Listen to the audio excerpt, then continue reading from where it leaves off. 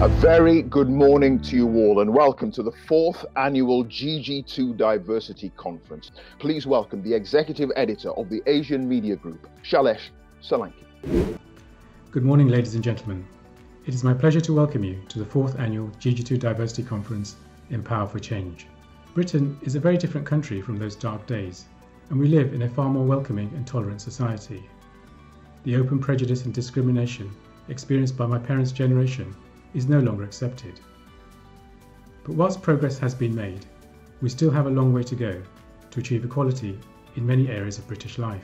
So you will see people from minority ethnicities in our advertising. You will see in our latest advertising two gamers falling in love, one of whom is a wheelchair user, a disabled gamer.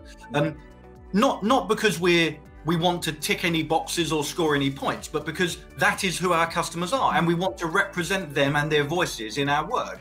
So it's not just the where, it's also the how. And therefore, diversity and inclusion is such a fundamental part. It's a fundamental part because if you think about society, society is diverse. Now, how can I get a better understanding of society if my colleague base is not a reflection of that society? 7% of our C-suite have a lived experience of disability. They have one now, but 4 out of 5 of them are not declaring it. Like, I hid my disability when I was in Accenture for many years. So that's a really big thing. So we actually have the talent there, Jay, right? But they're not speaking to it because of fear and lots of things. Because I think people usually just think disability is one thing, and 80% of all disabilities are actually hidden. And I think it's really shown a light on hidden disabilities, and that's one of the things we've found in the workplace is, you know, line managers really realizing how do you work remotely and include everyone. We have a lot of clever people, clever in the head, but not of the heart, and certainly not in working across cultural contexts. Let's blow the trumpet for cultural intelligence.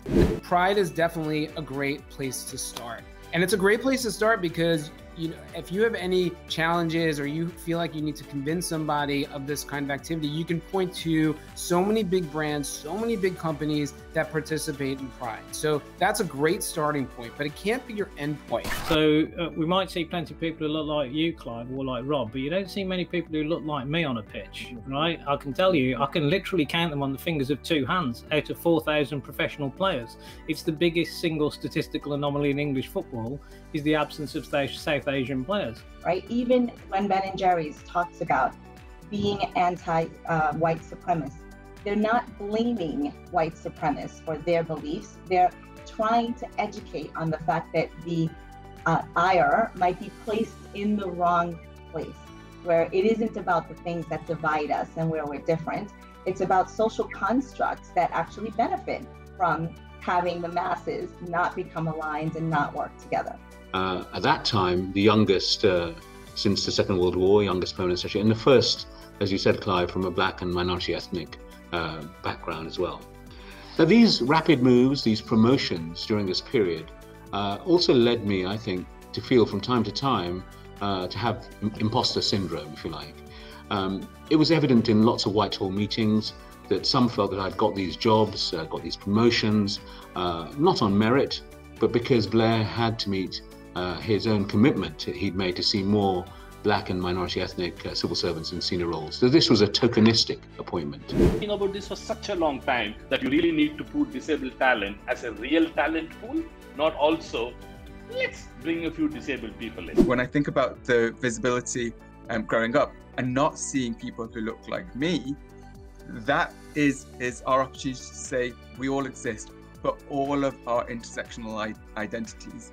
One of the things that I recognized early on was social mobility. Like, I needed to have financial security in order to get out of the cycle that I found myself in. The first one is, how do you set the tone from the top to make sure that leadership is really creating that space? Say, do you know what? We recognize mental health, we recognize in its widest sense.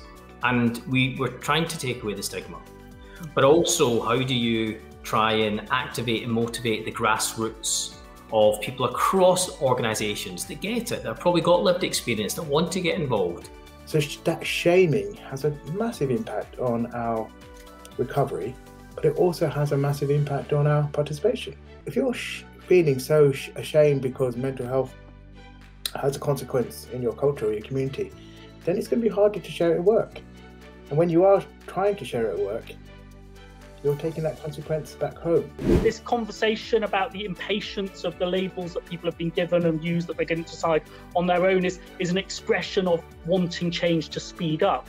But there is a challenge, I think, for that generation to take everybody with them. And that includes older ethnic minority Britons, really, for whom this new way of talking about race. Next year, that we haven't swapped one acronym for another, but we have totally got comfortable with calling a black woman black and a black man black and an Asian man Asian. That's the end of the GG2 Diversity Conference for 2021. Thank you all very much indeed, and goodbye.